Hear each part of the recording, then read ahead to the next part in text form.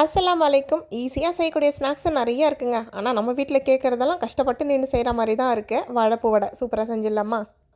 வெங்காயம், பச்சை மிளகாய், இஞ்சி, அது கூடவே கருவேப்பிலை, கொஞ்சம் பெருஞ்சீரகம் எல்லாமே எடுத்து கட் பண்ணி ரெடி பண்ணி வச்சாச்சு.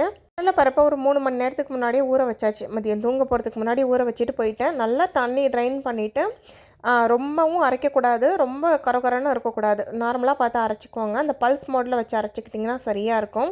இது கூடவே நல்லா குட்டி குட்டியாக கட் பண்ணி வாழைப்பூவை சேர்த்துருக்கேன். வாழைப்பூ எப்பயுமே பொரியல் செய்யும்போதும் சரி, இந்த மாதிரி வடை செய்யும்போதும் சரி, கொஞ்சமாக அரிசி கழுவின தண்ணியில் போட்டு வச்சிங்கன்னா அந்த துவர்ப்பு சுத்தமாக போயிடும். நல்லாயிருக்கும். கண்டிப்பாக ட்ரை பண்ணி பாருங்கள். அந்த மாதிரி அடுப்பில் ஆயில் வச்சாச்சு. வச்சுட்டு நல்லா வடையாக தட்டி சூப்பராக போட்டாச்சு. வாழைப்பூ வடை வந்து டேஸ்ட்டில் செமையாக இருக்குங்க. சாப்பிட்டதே இல்லைன்னா கண்டிப்பாக ட்ரை பண்ணி பாருங்கள். வறுத்து ட்ரை பண்ணுறது நல்ல சூடாக மொறுமொறுன்னு இருக்க வடைக்கு கூடவே மசாலா டீயுமே ரெடி பண்ணியாச்சு. இந்த காம்பினேஷன் ஆஹான் இருந்தது. மசாலா டீ ஆல்ரெடி அப்லோட் பண்ணியிருக்கேன். செக் பண்ணி பாருங்கள். பாய்.